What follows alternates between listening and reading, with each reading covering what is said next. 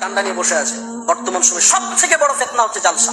আর জালসাতে যারা মাদ্রাসার কমিটি পক্ষ, দাড়ি চাচা, সুদখোর, বেনামাজি, যার ইসলামের ন্যূনতম ধারণা নেই, তবু বক্তা সিলেক্ট করছে। অমুক বক্তাকে নিয়ে এসো, বিশাল ভাইরাল বক্তা, ওকে নিয়ে আসলে লোক হবে আর আদায় বেশি হবে, আমাদের মাদ্রাসা ভালো চলবে। তোমাকে মাদ্রাসার ঠিকা কে নিতে বলেছে? আল্লাহ বলেছে। আজকে মাদ্রাসাগুলোকে ভিক্ষার জায়গা।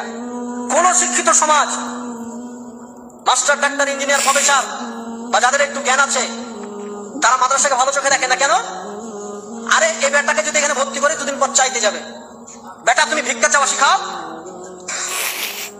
মাদ্রাসাতে এই যে জালসা সিজন, এখন ছোট ছোট বাচ্চাগুলোকে 1 মাস আগে থেকে তো ক্লাস নাই, বাড়ি বাড়ি চাল চাইতে পাঠাচ্ছে, যাও জালসা হবে, খানা হবে। তাই ছোট ছোট বাচ্চাদেরকে যাও বাড়ি বাড়ি চাল চেয়ে নিয়ে এসো। ওই মাদ্রাসার আন্ডারে যতগুলো পাড়া আছে, বাড়ি আছে, সব বাড়ি থেকে চাল চেয়ে নিয়ে আসে মাদ্রাসার তালবিলিমরা। এবার শিক্ষিত সমাজ কোন নজরে দেখবে? আমি তো চাইবো না যে আমার বেটা ওই বাড়ি বাড়ি ছেলে বেটা, আমি চাইবো নাকি? আমি তো জীবনে চাইবো না।